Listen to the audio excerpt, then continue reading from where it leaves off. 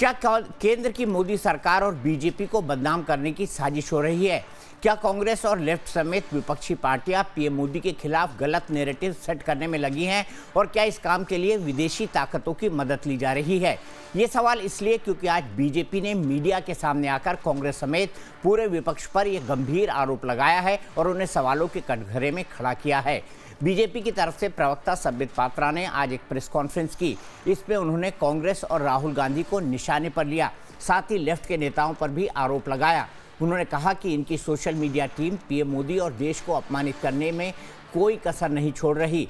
संबित पात्रा ने कहा कि इसके लिए विदेशी ताकतों की मदद ली जा रही है, विदेशों में जाकर बयान दिए जा रहे हैं। उन्होंने आरोप लगाया कि कई विपक्षी पार्टियां और उनके नेताओं के एक्स अकाउंट विदेशों से ऑपरेट किए जा रहे हैं। संबित पात्रा का आरोप है कि कांग्रेस के वरिष्ठ नेता पवन खेड़ा का अकाउंट अमेरिका से ऑपरेट किया जा रहा है। महाराष्ट्र कांग्रेस का अकाउंट आयरलैंड बेस्ड है, जबकि हिमाचल कांग्रेस का अकाउंट थाईलैंड से ऑपरेट हो रहा है। संबित पात्रा ने कहा कि हिमाचल कांग्रेस का अकाउंट थाईलैंड एंड्रॉयड ऐप के जरिए जुड़ा है। साथ ही कई इन्फ्लुएंसर से जुड़े अकाउंट भी विदेशों में स्थित है। जैसे प्रतीक सिन्हा का अकाउंट मलेशिया बेस्ड है, तो ऑल्ट न्यूज़ का एक्स अकाउंट अमेरिका से और द कारवां इंडिया का अकाउंट भी अमेरिका से जुड़ा है। संबित पात्रा ने आरोप लगाया कि लेफ्ट और कांग्रेस के कई इन्फ्लुएंसर्स के अकाउंट पाकिस्तान और बांग्लादेश में स्थित हैं। बहुत संक्षेप में, भारत में कुछ ऐसे नरेटिव जो इन लोगों द्वारा राहुल गांधी के कहने पर, कांग्रेस इकोसिस्टम और लेफ्ट इकोसिस्टम के कहने पर सेट किया गया, वोट चोरी, किस प्रकार से मिसलीडिंग ट्वीट्स इत्यादि किए गए वोट चोरी को लेकर, मैं कुछ उदाहरण दूंगा। ये वेस्ट एशिया से निधि सिंह राठौड़ है। ये बहुत कुछ लिखती है, गली गली में शोर है, नरेंद्र मोदी वोट चोर है, अवैध प्रधानमंत्री गद्दी छोड़ो। वही निधि सिंह राठौड़ किस प्रकार एआई के माध्यम से एक वीडियो बनाती है जहां स्पीकर और प्रधानमंत्री को मल्ल युद्ध करते हुए दिखाया गया है। वही भावना जोशी, सब्र रखिए, जो सजा बांग्लादेश की शेख हसीना को मिली है, वही हाल भारत में वोट चोर फेक पसीना का भी होगा। निधि सिंह राठौड़, वेस्ट एशिया, ये ऑपरेशन सिंदूर में ये चित्र देखिए, किस प्रकार से चित्र देश को और देश के प्रधानमंत्री जी को अपमानित करना, देश के 140 करोड़ भारतवासियों को अपमान करने की ये चेष्टा विदेशी भूमि से कांग्रेस पार्टी के इशारे पर उनकी टीम कर रही है, फेक अकाउंट्स बना करके वेस्ट एशिया से। Rahul Gandhi is unfit to be a politician in India. Rahul Gandhi is fit to conspire against India from foreign soil. बस यही हम कहना चाहते हैं कि राहुल गांधी और कांग्रेस से सावधान रहने की आवश्यकता है। संबित पात्रा ने कहा कि राहुल गांधी विदेश जाकर भारत के खिलाफ बोलते हैं और जेन जी की मदद से देश में अराजकता फैलाने की कोशिश करते हैं। साथ ही ये भी आरोप लगाया कि विदेशी ताकतों के जरिए ये भारत में गलत नैरेटिव सेट कर रहे हैं। संबित पात्रा ने आरोप लगाया कि विपक्ष भारत में 3 तरह के नैरेटिव सेट करने में लग गया है। पहला, चुनाव में वोट चोरी का नैरेटिव। दूसरा नैरेटिव ये कि पाकिस्तान के खिलाफ ऑपरेशन सिंदूर के दौरान पीएम मोदी और सुरक्षा बलों ने सरेंडर कर दिया। और तीसरा नैरेटिव कि संघ के तहत और पीएम मोदी को व्यक्तिगत रूप से निशाना बनाया जा रहा है। बीजेपी के इन आरोपों पर कांग्रेस की तरफ से भी फौरन पलटवार हुआ। कांग्रेस से सुप्रिया श्रीनेत ने मोर्चा संभाला। उन्होंने संबित पात्रा के आरोपों को सरासर गलत ठहराया और कहा कि बीजेपी असल मुद्दे से ध्यान भटकाना चाहती है, इसीलिए ऐसे झूठे आरोप लगा रही है। सुप्रिया श्रीनेत ने बीजेपी पर पलटवार करते हुए पूछा कि गुजरात बीजेपी का एक्स अकाउंट आयरलैंड से क्यों संचालित हो रहा है, स्टार्टअप इंडिया का अकाउंट भी आयरलैंड से क्यों चल रहा है और श्री रविशंकर का अकाउंट अमेरिका से क्यों ऑपरेट हो रहा है। इनके अलावा बीजेपी के कई समर्थकों के हैंडल मलेशिया, दक्षिण अफ्रीका और दक्षिण अमेरिका से क्यों चल रहे हैं। सुप्रिया श्रीनेत ने कहा कि अकाउंट के लोकेशन को लेकर एक्स के डेटा में तकनीकी दिक्कत भी हो सकती है। बीजेपी के एक लंपट ने प्रेस कॉन्फ्रेंस करी और प्रेस कॉन्फ्रेंस करके कहा कि कांग्रेस के समर्थकों के अकाउंट विदेशों से चल रहे हैं और यह देश के खिलाफ साजिश है। सर्वप्रथम, बीजेपी या नरेंद्र मोदी राष्ट्र नहीं है। एक लंबी फेहरिस्त मेरे पास भी है उनके अकाउंट्स की। ट्विटर खुद ही स्वीकार कर रहा है कि जो डेटा, जो लोकेशन आपको दिख रही है वो एक्यूरेट नहीं है, ये कभी भी चेंज हो सकती है। बीजेपी बुरी तरह से वोट चोरी करते हुए धरी गई है। एक राज्य जहां पर आपकी 20 साल से सरकार है, वहां पर 93% स्ट्राइक रेट आना, जो आपकी हिस्ट्री में सबसे ज्यादा है, ये संभव ही नहीं है। बच्चा बच्चा जानता है कि वोट चोरी एसआईआर के माध्यम से की जा रही है। और जिस तरह से 20 दिनों में 25 और अब 26 बीएलओ की मौत हुई है, ये दिन दहाड़े हत्या है। ऐसी क्या हड़बड़ी है, ऐसी क्या जल्दी है? थोड़ा टाइम लेके करा लीजिए एसआईआर। सब मुद्दों से ध्यान भटकाने के लिए एक नया मुद्दा बनाने की बेवकूफी और मूर्खता भारतीय जनता पार्टी कर रही है। अब सवाल ये उठता है कि बीजेपी ने राहुल गांधी और कांग्रेस पर इतने गंभीर आरोप लगाए क्यों? दरअसल राहुल गांधी लगातार मोदी सरकार और चुनाव आयोग पर वोट चोरी के आरोप लगाते रहे हैं। एसआईआर को भी वो इसी वोट चोरी का हिस्सा मानते हैं। बिहार चुनाव के दौरान भी राहुल गांधी ने यह मुद्दा खूब उछाला था और जनता ने खारिज कर दिया था। बावजूद उसके राहुल गांधी रुके नहीं। यूपी के गोंडा में एक बीएलओ की आत्महत्या पर राहुल गांधी ने ट्वीट किया। उन्होंने आरोप लगाया कि एसआईआर के नाम पर ओबीसी और दलित वोटरों के नाम काटे जा रहे हैं। बीएलओ को ऐसा करने के लिए नौकरी से हटाने की धमकी दी जा रही है, जिसका नतीजा आत्महत्या के तौर पर सामने आ रहा है। हाँ, राहुल जी के बातों को आगे बढ़ाते हुए मैं इतना जरूर कहूँगा कि सरनेम वाले नामों को हटाया जाता है। जिनकी सरनेम पिछड़ा, अति पिछड़ा, दलित के सरनेम होते हैं, उनकी प्रायोरिटी लिस्ट में एसआईआर में नाम काटे गए हैं और आगे भी काटे जा रहे हैं। ये पूरी तरीके से भाजपा के लोगों का दबाव है कि भाजपा के जो विरोधी वोट है उनका वोट काटा जाए। और उनके साले ने बोला, पत्नी ने जिस तरीके की बात कही है, मुझे लगता है कि पूरी तरीके से ये चुनाव आयोग और सरकार मिलकर लोकतंत्र की हत्या करना चाह रहे हैं, लोकतंत्र को खत्म करना चाह रहे हैं। मोदी सरकार और चुनाव आयोग के खिलाफ जो नैरेटिव राहुल गांधी सेट कर रहे हैं, उनकी पार्टी भी उसी नक्शे कदम पर चल रही है। राहुल गांधी के निर्देश पर उनकी पार्टी के कार्यकर्ता और समर्थक जगह जगह प्रदर्शन कर रहे हैं और वोट चोरी का मुद्दा उठा रहे हैं।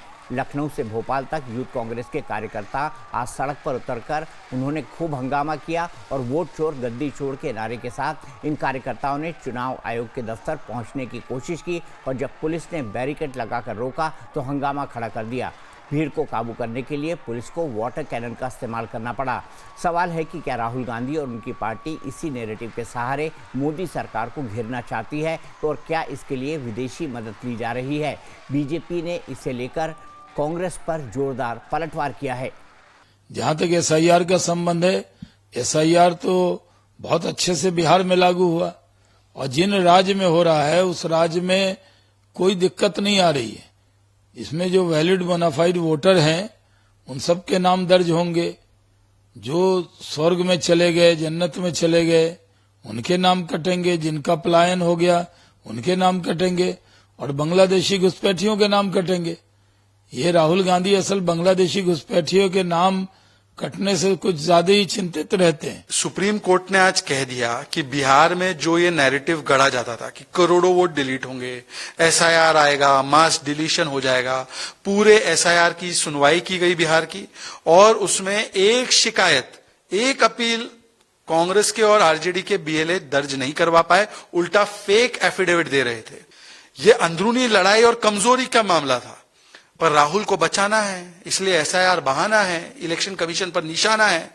अब मुझे लगता है कि सच का सामना कर लेना चाहिए। इसी पर बात करने के लिए मेरे साथ दो खास मेहमान जुड़ गए हैं। मेरे साथ भारतीय जनता पार्टी के प्रवक्ता अनंत अमित हैं और मेरे साथ कांग्रेस की प्रवक्ता डॉक्टर अनु प्रसाद पासवान हैं। दोनों मेरे साथ जुड़े हुए हैं। सबसे पहले अनु जी, मैं आपसे जानना चाहूंगा, क्या राहुल गांधी विदेशों में देश के खिलाफ, प्रधानमंत्री मोदी के खिलाफ, यहाँ की सरकार के खिलाफ कॉन्स्पायर कर रहे हैं, षड्यंत्र कर रहे हैं? यही बीजेपी का आरोप है।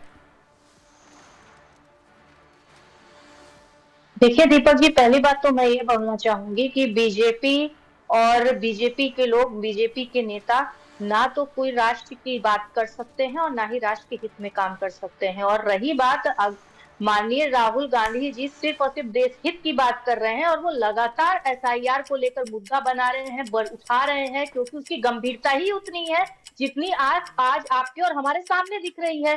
लोग वोट चोरी कर इसी के एसआईआर के माध्यम से तो बिहार में इतने तगड़े तरीके से वोट चोरी हुआ, 65 लाख वहां के नागरिकों का वोट काटा गया। ये लोग घुसपैठियों के नाम पे बिहार में एसआईआर करवाते हैं, कहते हैं कि सीमांचल क्षेत्र में घुसपैठिए घुस गए हैं और वहां पे नगड़ के बराबर तो इन लोगों को बाहर का नाम मिलता है, जिसमें से 35 हिंदुओं का नाम है, 14 मुसलमानों का नाम है। तो अब आप ये बताइए ना कि बिहार में इन लोगों ने एसआईआर करा कि कौन सी घुसपैठियों को पकड़ लिया। अब यही काम ये बाकी अन्य 9 राज्यों में कर रहे हैं। अब आप मुझे ये बताइए कि पहला मुद्दा तो ये है कि घुसपैठिए भारत में घुसी कैसे रहे हैं इनके होते हुए, राज्य सरकार ये केंद्र में बैठे हैं।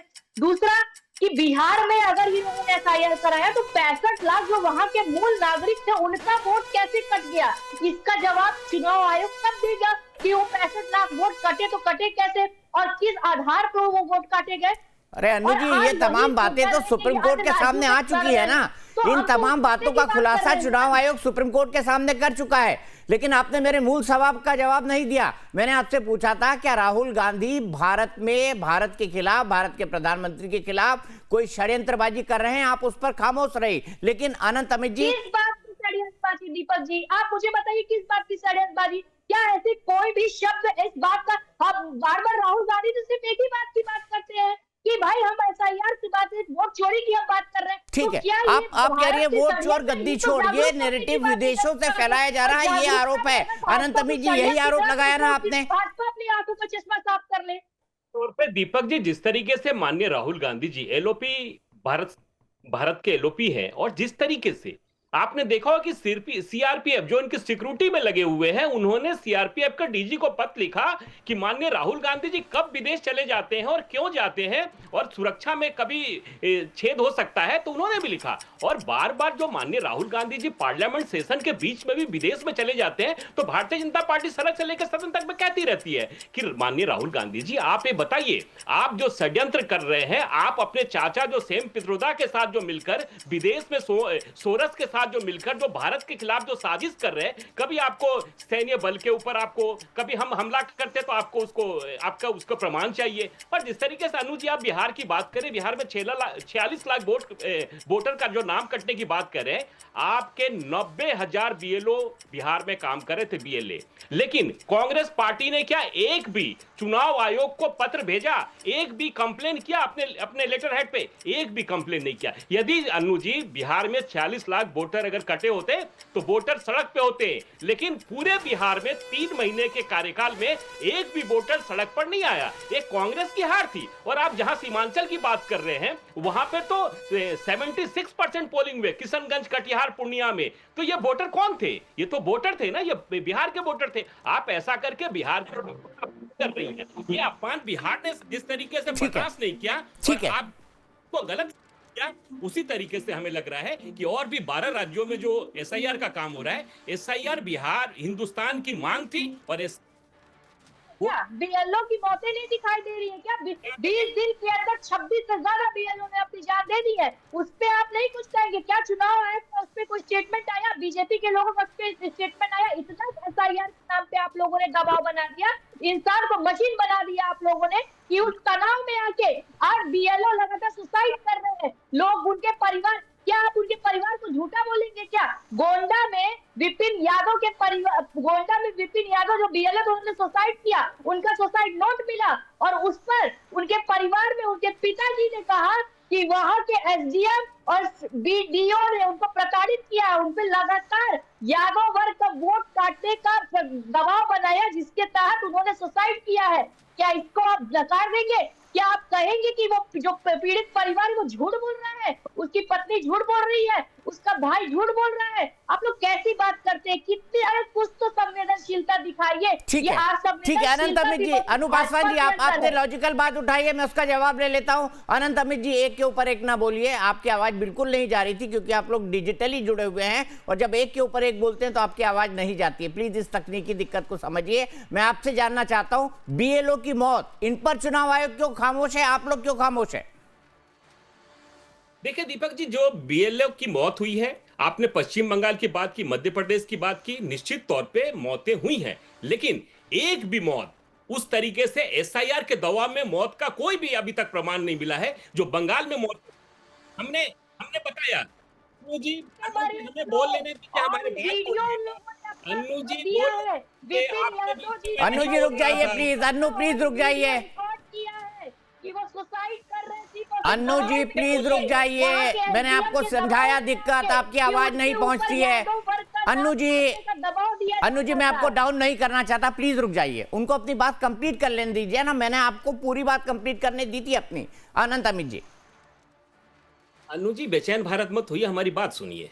देखिए जिस तरीके से दीपक जी आपने प्रश्न पूछा, एक भी प्रश्न, आप मध्य प्रदेश से आते हैं, मध्य प्रदेश में भी 6 मौतें हुई है एसआईआर के लेकर, लोग जो मीडिया में खबर आ रही है, लेकिन एक भी मौत, चाहे पश्चिम बंगाल का मौत हो, उत्तर प्रदेश में मौत हो, चाहे वो मध्य प्रदेश में मौत हो, जितनी मौतें हुई है, एक भी मौत के उस तरह के कोई प्रमाण नहीं आए हैं जो कि एसआईआर के दबाव में हुए। पश्चिम बंगाल की जो मौतें हुई हैं, दीपक महतो का एक वीडियो आ रहा है, लगातार 2 दिन से ट्रेंड कर रहा है। उन्होंने कहा कि हमें जमालुद्दीन ने हमें यह कहा कि अगर तुम एसआईआर में मुस्लिमों का नाम काट दोगे तो तुम्हारी हत्या कर देंगे। इस तरह के कई प्रमाण आ रहे हैं, तो वो दबाव में जो मौतें हो रही है वो टीएमसी के दबाव में हो रही है, क्योंकि टीएमसी को यह लग रहा है कि जो 6% का वोट का मार्जिन है, वो वोट का मार्जिन अगर खत्म हो जाता है तो हमारी सरकार चली जाएगी और बिहार में एसआईआर की सफलता के बाद पूरे देश। शर्म करिए, असंवेदनशीलता बयान है ये, उन पीड़ित परिवारों के खिलाफ ये बयान है। अन्नू जी अनंत अमित जी आप दोनों रुक जाइए। आपने बिहार की बात की, एसआईआर की बात की, वोट चोरी की बात की, बीएलओ की बात की,